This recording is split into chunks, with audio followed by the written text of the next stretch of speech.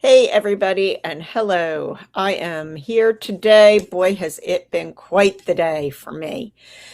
Anyway, we have no video this morning and we have all kinds of stuff going on. But what I wanted to tell you is that here I am, and what we're talking about today is we are talking about a whole bunch of stuff. So, welcome to the Monday Morning Mission. I am in studio trying to do some stuff. So, what I'm going to do now is I wanted to talk to you more about what's been going on today and what I wanted to work on. And I'm going to compare both of my businesses where I'm both a solopreneur. So anyway, as you know, we talk about all the time with solopreneurs that one of the things that we're always doing is that we are always trying to balance our home and our work and our life, etc. And you've been following my journey. You know that my dog has been sick. But one of the things that I've been doing, which has been so terrific, is that I have been getting some new appliances. And so they were delivered today. So my house was all torn apart this morning. My recovering dog had to be in a particular place, and I've put it all back together now and dealt with a student issue, technology issue, and now here I am to talk with you about what I wanted to talk about today. So my good listener and watcher, my audience member, Neil, had last week talked about a TED Talk by a guy named Ben Ueda, Ueda, who is a designer who actually gives a lot of his work away. And I wanted to talk about this in terms of, hi, Neil, I'm glad to see you too. His TED Talk, I got to watch it this morning while I was waiting for my delivery people. And he talked a lot about how he had really wanted to make sustainable design. And he did.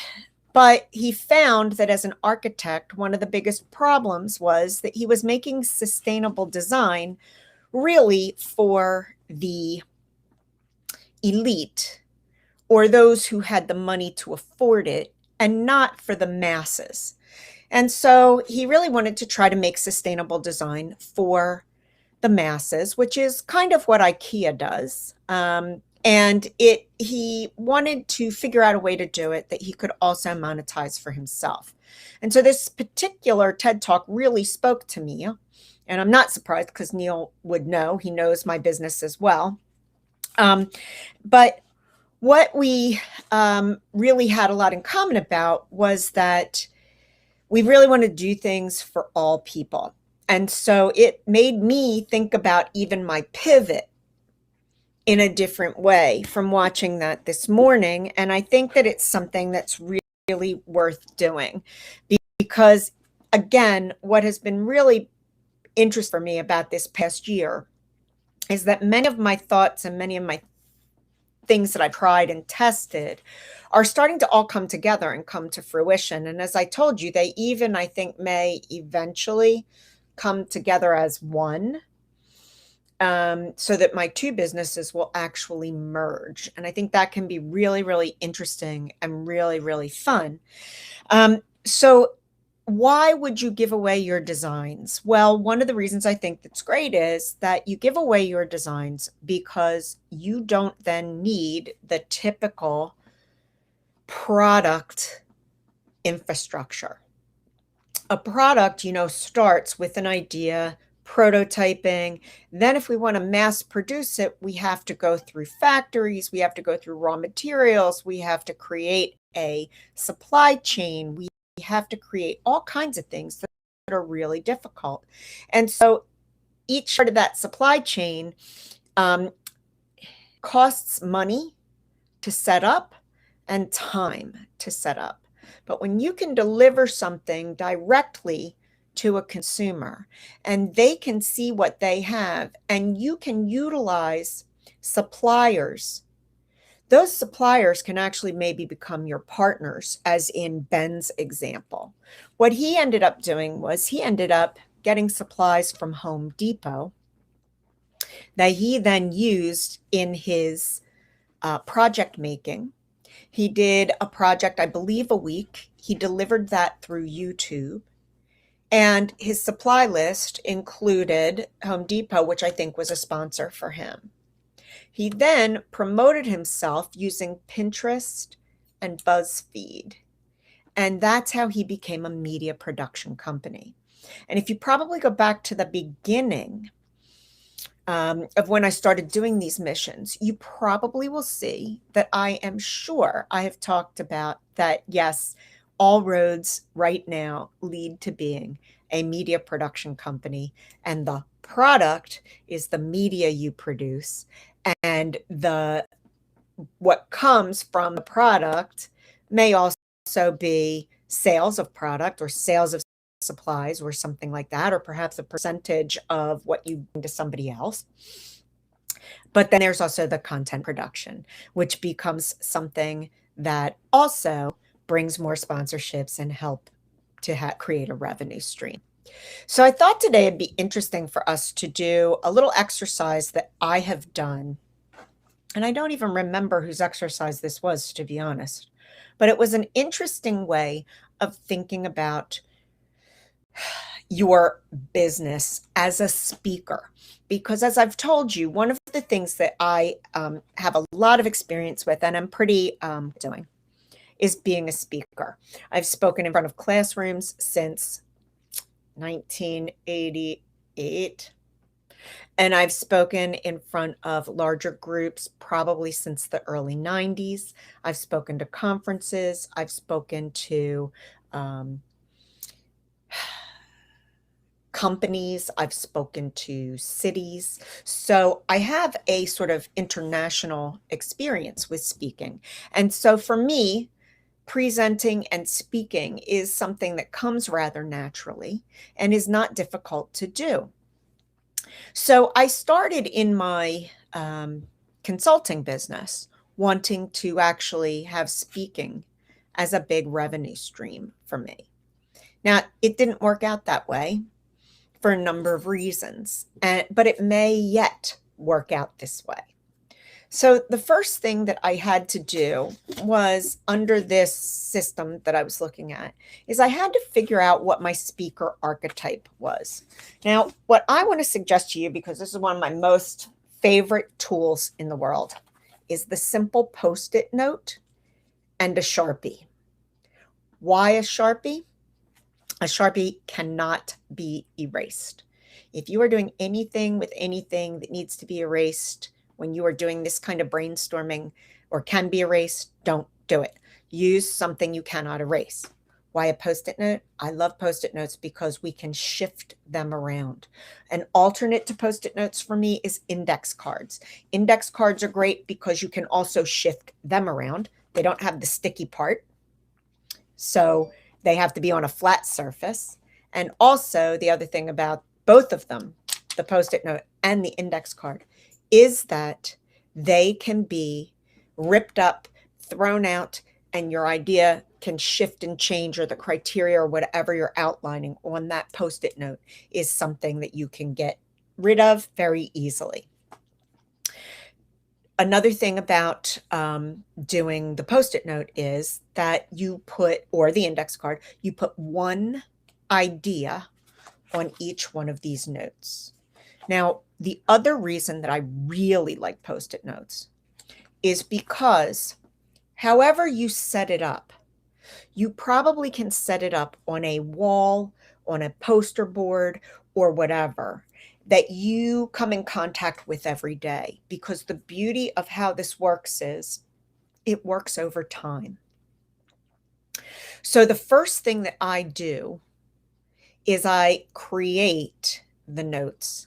And then I put them on a wall, or I put them on the cabinets in my kitchen. It depends what the project actually is. I might put them on a wall in my office. I might put them on my bathroom door, so that it's in a place where I am going by every day. And I look at it, maybe even just briefly. I might even just glance at it every day. But as I let those things mull and stew in my mind, I can shift them around I can remove things. I can add things. I can replace things. And so what happens is that if I give myself some time with these Post-it notes, I will eventually hone down what I want to where I want it. Now, I use this system to do anything. I have home projects in my kitchen on my cabinet doors, and I have a list of everything that I want to do there. And sometimes I pull them out, the things that are short term, long term. Those things shift all of the time. Getting new appliances was a big deal.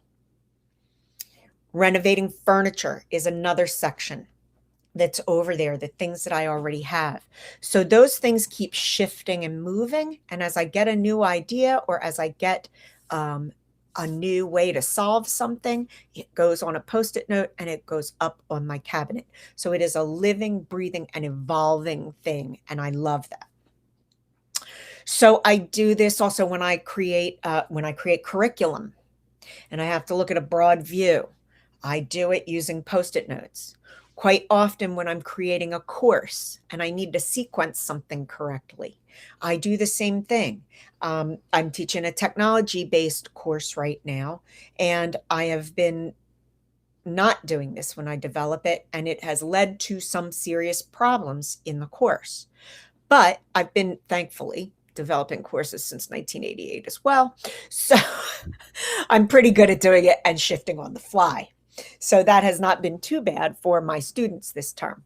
But I'm constantly at the end of a course that I teach, I put the key things up and I shift them around and I think about what would happen before I teach it again, because that way it really helps me visualize the system. And I'm a systems thinker. So that really works for me. Now, there are other ways to have vision boards. There are other ways to have mood boards. There are other ways to do all sorts of things. But I'm just telling you, this is what works for me, and this is why. And you can use this, like, even if you wanted to reorganize your closet, you could use the Post-it note system and it will work for you.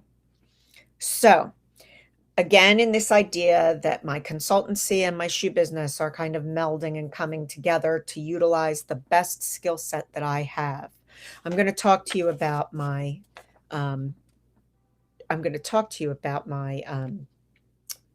shoe business. My consulting business and what I'm thinking about now with my shoe business. So the first thing that I needed to do was start with the speaker archetype that I am. And I am the teacher. Okay, so we're going to do this as, I'm just going to call it the teacher for my RoxAnne Lava business. Okay, so I'm writing the teacher. Now, what that means is that the teacher has courses, workshops, lectures, books. Okay. And what you might notice about all of these things is these are things I always do. These are things I have always done. And books are part of, actually, all of these things need media. So here comes my broadcast company. I'm putting the teacher up here right now so that you can see how I develop the board. Okay. So the next thing I want to think about now is each of these items. Okay. And so I had been thinking about courses in terms of shoe courses. But now here's what I want to think about here are lectures and workshops in sustainability. Okay. So I want to think about sustainability as the key focus of my business. Okay. So when I look at what I could do, I can actually do live events, okay, that are going to be courses, workshops, lectures, okay, but I can also do online, and what we call well, let me just say this. And let me just take a second to write it down. One of the things that's very important about kind of creating this whole system is that we want things that become evergreen. Evergreen means they never go out of style. Okay, they're always there. They don't become dated, etc. Okay, so what I can do is, the first thing I can do, obviously, is I can look at my network, and we're going to do that in a minute, to figure out how I might leverage those people to create live events. All right. So I could do live lectures, live workshops, and live courses. All right. So I'm going to put that down as one off. Okay. So that would be a lecture. That would be a workshop or a course live. Okay. And the great thing about this is that they are tailored, right, to whoever I'm working them with them. Now, those can create a revenue stream for me. But the evergreen ones are going to become things like online courses / workshops. Okay, because see, they can be replayed. So for example, when I was talking to you about how this all came together for me, I made a bird feeder and waterer out of some common recyclables you will have at home. I created an instruction sheet and I did a brief how-to video. But what I can really do with that bird feeder now is I can create a video that really shows how to do it and give those directions away. Simple. And then I can promote that. Now then I could start to also group those as something that together may be something that somebody would buy. Okay, like I could group that as a curriculum package for camps. So all of a sudden, the work that I'm doing, because I never like to do anything that you can only use once, it's not good, is I can start to put it all together into packages that become evergreen. Okay. Now, the other thing that can become evergreen are any blog posts that I do. So if I was going to do these blog posts, let's say I was going to make these items, I can do them as blog posts. And the group of blog posts can now become something that's always out there so people can go back to it. Do you remember, you might remember last week when I was having all my technical issues and being really kind of silly in not showing you my screen, but I was interested to see that when I reviewed my work, my metrics for March, that's what we were looking at. I was interested to see that somebody had looked at a blog post that I believe I posted in January 2020, which was about felting and felted slippers. So that is an evergreen item. And people may look at it, who are following me, might look at it immediately, but it will go on forever and forever and forever. So anybody who is looking for felted slippers, that may come up for them. And that's what we mean by evergreen.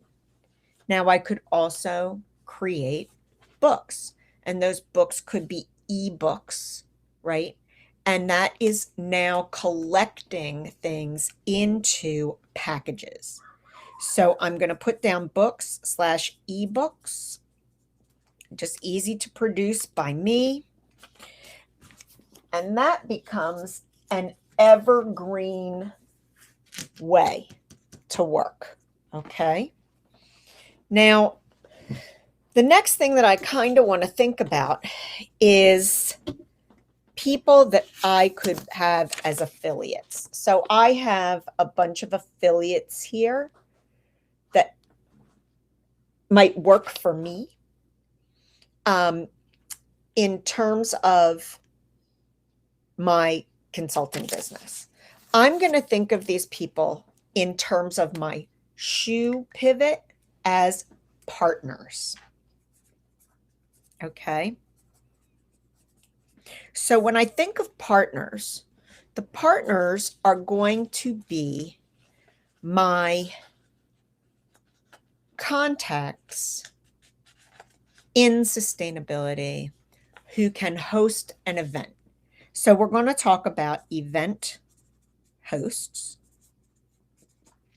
We're going to talk about suppliers, because those for materials, okay, because depending on what I'm showing, those suppliers could be really important, okay.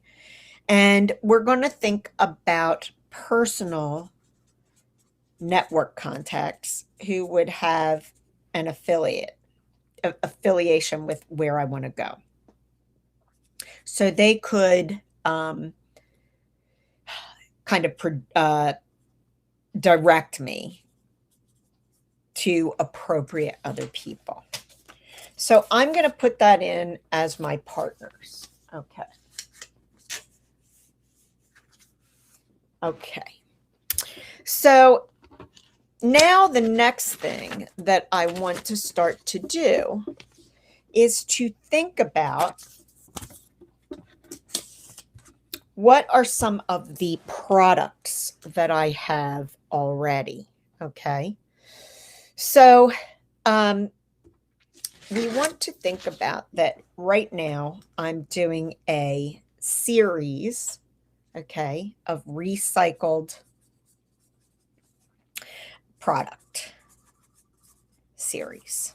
Okay. And I told you that was called Material Girl. So I think the Material Girl program can be something that I can play off of. And it comes over here as part of what I have on these evergreen areas as the series. Okay. So what is produced for those series is something that can be created for those series. So that's one thing that I have. The other thing that I can create are also, because my interest is shoes, I can also do shoes as the central point in terms of upcycled slippers and sandals. Okay, so this is the next thing that I can do here. Okay, and then what I can do here is I'm working on two different projects. So I'm going to call it a disposable house slipper. So that's one. So it goes under the shoe section, and you can see I'm running out of space here. Okay, and then there's the upcycled sandal. And in terms of this, I have bracelets or jewelry that I use, or scarves. Okay, so this is something I'm going to be working on. And then here's something else that's really interesting about this. So in terms of the scarves, I also do cover-ups.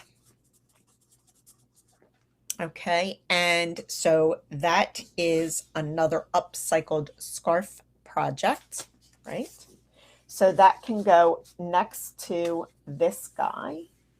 Okay, and then what can come down from all of this, and actually all of this, is that I can then also create a package of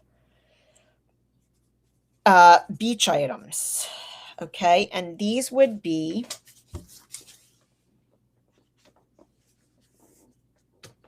this package of beach items, right, would be, and see, here's the thing. Sometimes when they're on your wall, they fall. So I'm going to have to redo that. I'm not going to be able to feel that one right now. But so this package of beach items is something that can then be sold, and it's a packaged product.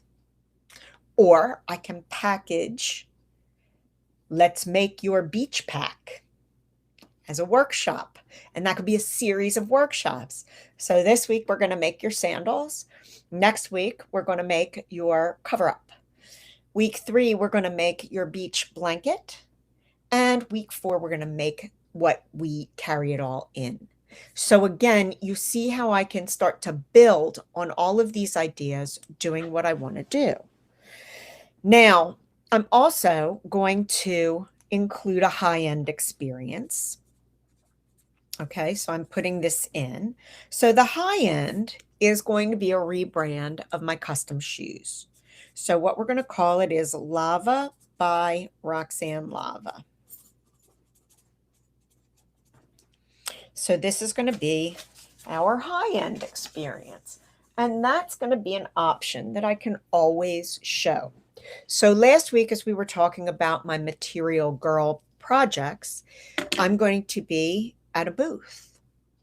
I am going to be making upcycled projects. Each project that I make is going to be displayed over the weeks. So by the end, we'll have all the projects that we've done. I'm going to construct the booth out of even further variations of the project. And I will show other examples of the projects. And the ones that I haven't been paid to make are mine, but I'm still able to promote them while I'm there.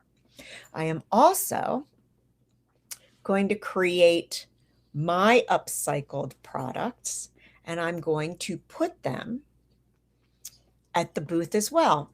So I'll have my upcycled sandals, and a customer who's there or somebody who's just going by will be able to order those and get them 2 weeks later. They can come back to pick them up.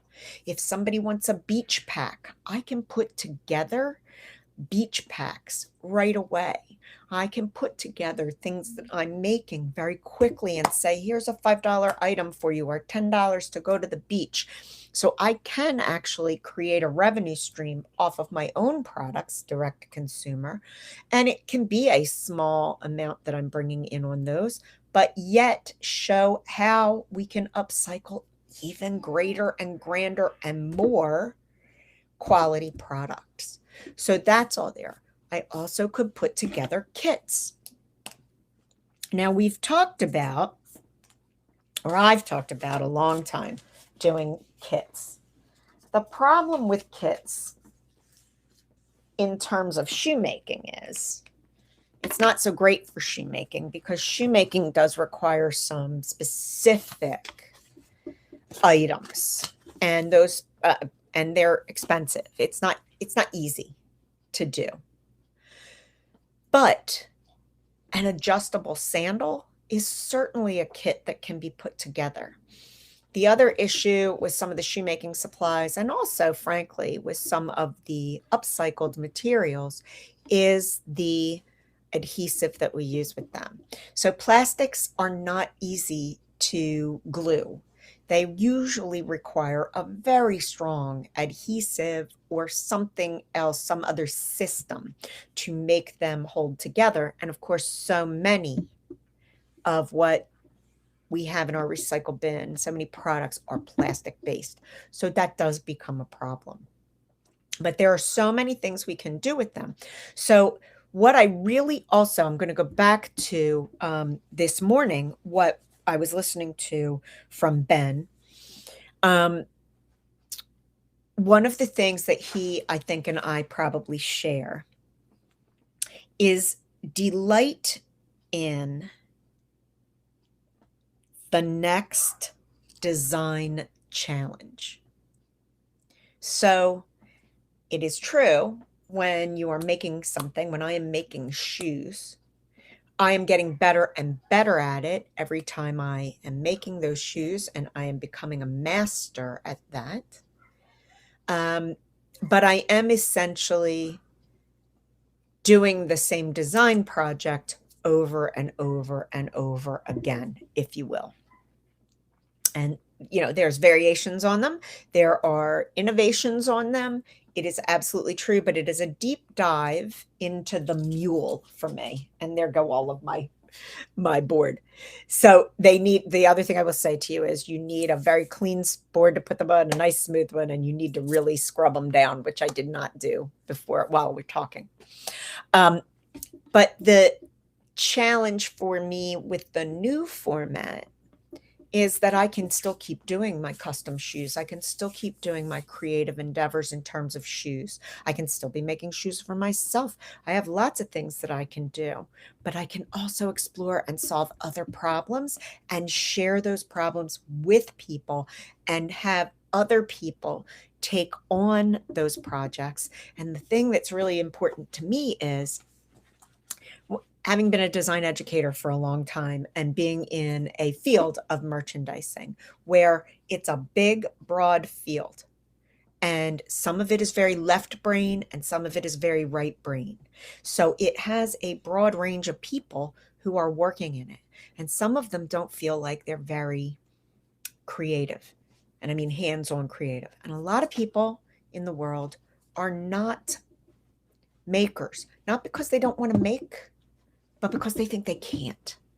So for me, part of this mission is also to show people that everybody can make something. It's not super hard. And also to think about the world in a more material way and be inspired or aspire to considering what you have and how you might reuse and recycle it into something that really is useful and something that is attractive, and how to really, really, really make that happen. So I am going to cut today short because I do have something that I have to get to. But again, I just want to review sort of what we've talked about. I'm in the middle of thinking again about my pivot. And that pivot is going to be a good thing for me because my core value, one of my core values has always been sustainability. I'm going to apply that core value to a broader world. And that broader world is going to be applying sustainability to a number of things, including shoes, which I already do. I can then create relationships with organizations that are interested in presentations about sustainability, not just shoes. So this opens up a big world to me. And again, as I talked about last week, my customer becomes somebody quite different than the person who wants high-end custom-made shoes. That customer will still be there. It will be one of my target streams, but it will not be the only one. And so again, my revenue stream opens up.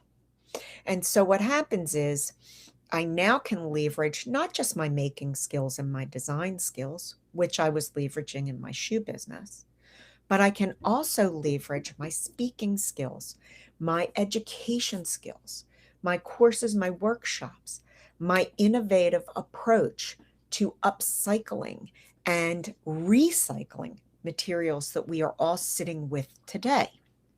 And so by understanding that I'm the teacher, I can now start to construct a system for this to work.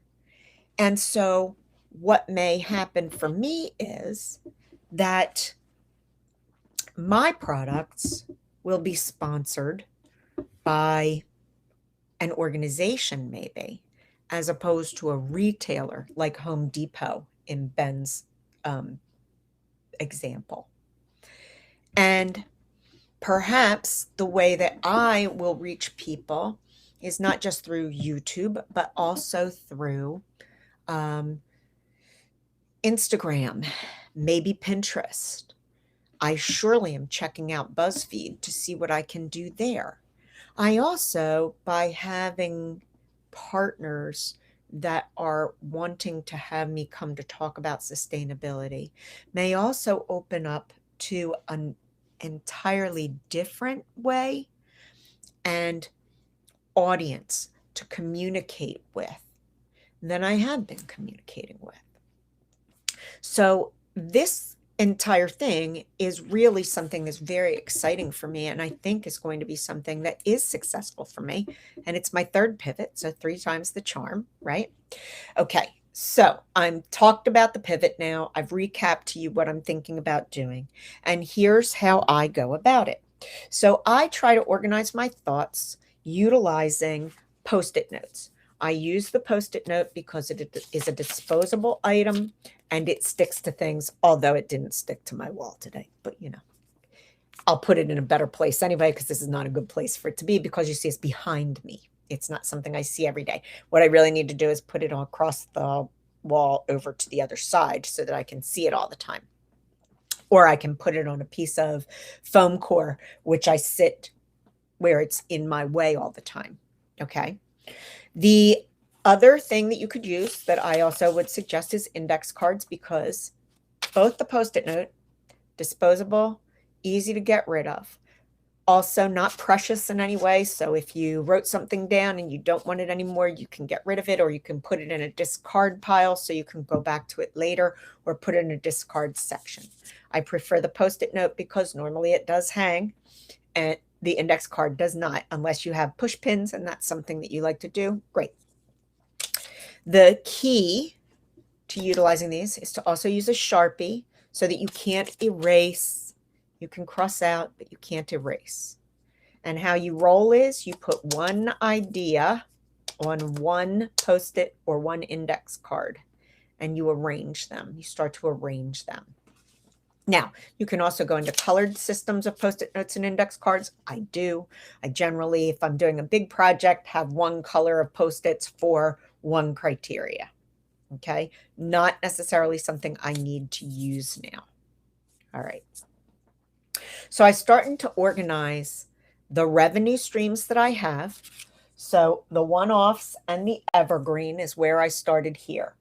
I'm good because I know what archetype of speaker and presenter I am. I am the teacher. So that naturally leads me to courses, workshops, lectures, books, and other media. The one-offs, again, can be live lecture, workshop, course. Okay, they're all live. The evergreens can be online courses and workshops. The blog posts and a lot of these things can be put together and packaged in inordinate ways that they could be sold. And again, not just thinking about selling shoes to people who want high-end shoes. I am now thinking about maybe I can package a curriculum that is going to be for a summer camp, and maybe not delivered by me, but delivered by somebody else for sustainability. Maybe this goes into high schools. It doesn't have to just be about me making shoes, even though I can still make shoes. And I will. And Neil, you are watching me build it in real time, because this is, it's been mulling for a while, but this is where I'm starting. And so it's great. And I thank you for that, because you know me really well and you know all sides of my business and my history. And so I'm glad that you can kind of see it happening, right? Okay, so then I start to think about my partners, and this is what I'm going to flesh out later, because I don't want to share everything necessarily with you as everything continues to drop. But event hosts are certainly people who can get me live gigs. They can pay me to speak and pay me for my time to create things.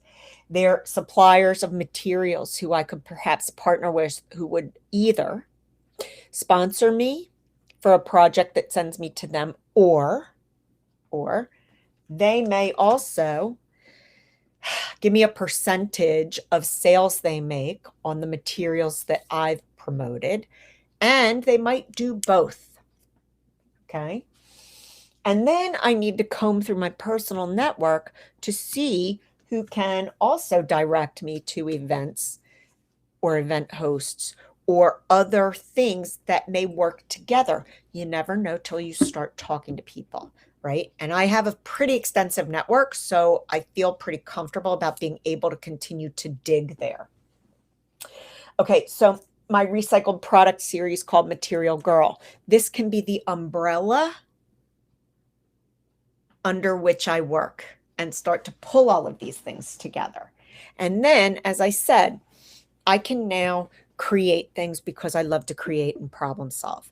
I can now do a weekly project that I present to people. That's stuff that you have at home. I can then also build in my shoes and show you how to make these house slippers at home, which is what I'm actually going to be working on shortly. I can also produce the products that I make in small enough quantities to also sell them at the places I'm presenting. So then I can also add in the more expensive and high-end things that I do that still relate to the sustainability message. And so this is something that I think is really important and something that we can really build into something. And that, again, it may merge with my consultancy, though I'm not sure, because in my consultancy, even though I do work with makers, the people that I really work with are retailers. However, it doesn't mean that I can't find a way to connect it, and I may be able to do that. Okay. So now that all of my post-it notes are falling off and you can't see what I was thinking anymore, it's probably a good time to come to the close. So what I'm going to say to you is invest in some post-it notes or index cards, invest in some Sharpies, take some time in your day to really think about who you are, what your skill set is, what you do and what you want to do, because it's got to be stuff that you like and stuff you're passionate about. So look at that core values, those core values that you have, and determine what is really the most important core value to you. And if you can find that, then again, I think how you can leverage that will be great. I'm usually a really quick out of the box thinker, but to be honest, it's taken me a little bit of time to think outside of the box, and a little bit of a push, and a little bit of talking through with several people for it to start to come together for me. But it's here now. And so now I have the launch pad, and I will be spending the next 2 months really working on building this, because the first event I'm doing in terms of sustainability, the first real event that I'm doing in the series of Material Girl, is at the end of June. So that's going to be the launch, and I have the beta test that I need, because I have 6 sessions to really work out what I want to do and how I want to do it. And here again is the other thing to consider. I'm being paid to do 6 things, right? 6 items is what I have to deliver for what I'm being paid to do. But as I'm making those 6 items, I may be making 3 or 4 each time that I don't present as the project for the week. Those 3 or 4 are mine to continue working on and mine to package and sell. And so this is what is really interesting about how this can work. And one thing that Neil will probably attest to is I never run out of ideas. That's the one thing I never run out of. So I thank you for joining me today. I hope you have found this useful. And I hope you too will get post-itting and start thinking about your business in such a way that you can expand your revenue streams while still pursuing your passion. Because as I've always said, if you don't love what you're doing, there's no reason to be a solopreneur. It is hard. It is really difficult to do it. And it is really something that if you're not loving what you're doing every day, I don't know why you would want to be a solopreneur, because you must love what you're doing in order to keep the energy and the determination up in order to be successful. And Neil, you're right. Maybe it won't let you do a link here. So I think I can probably get it. Let me just see. I might be able to do it right now. Well, actually, I won't do it right now because I think I'd have to share. Well, here, let me see if I can share my screen and do it right now. I'm going to share my entire screen. I'm going to allow it. I'm going to go over here and I am going to do, I'm just going to look it up.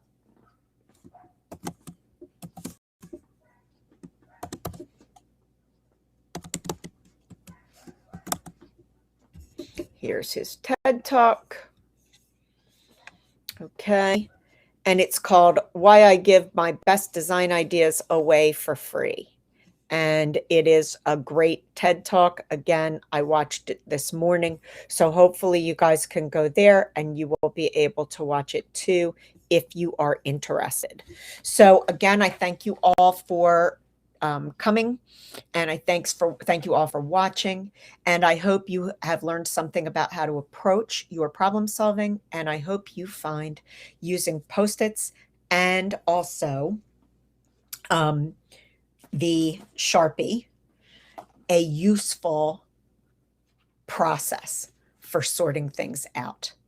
So I will see you all next week, and have a lovely week. And I hope everybody is moving forward. Thanks so much. See you next time.